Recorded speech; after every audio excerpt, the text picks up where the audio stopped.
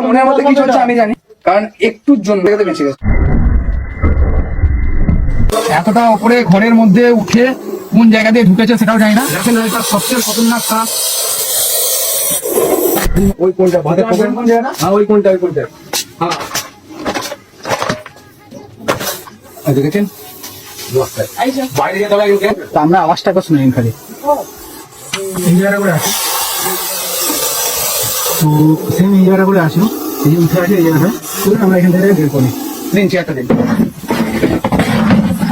ঘরের মধ্যে ওই যখন তখন কোনো মানুষ বিপদে কিন্তু পড়ে যেতে পারে। তো চলুন আমরা আস্তে আস্তে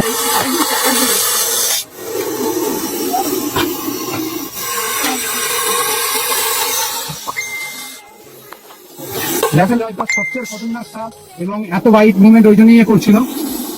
বুঝতে পারছেন কি রিস্কে নামা ছিলেন, আমরা গোখরো ভাবছিলাম বাট না। তো দেখুন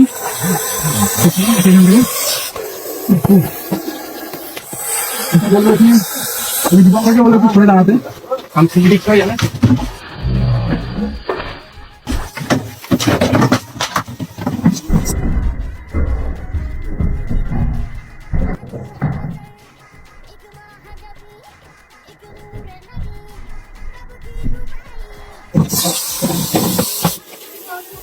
খতরনাক ছিল যখন তোমার বাইক ছেড়ে যেতে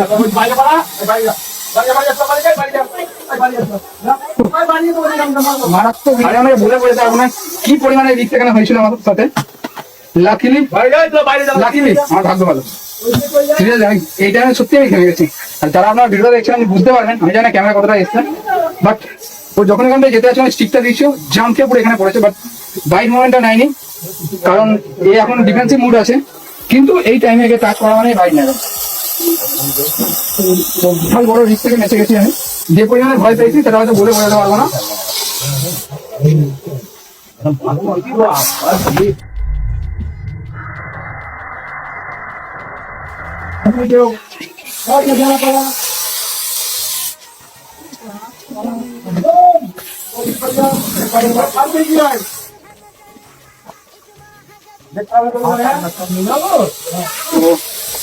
বুঝতেই পারছেন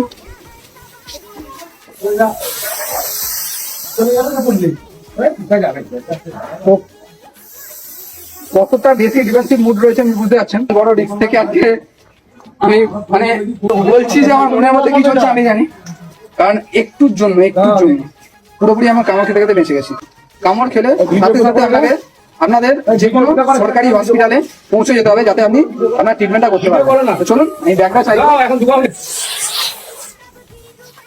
রুল এগিয়ে আছে।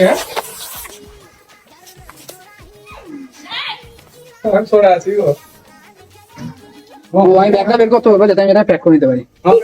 তো চলুন এবার প্যাক করে নিই। ফোন নাম্বারটা লিখে রেখেছি।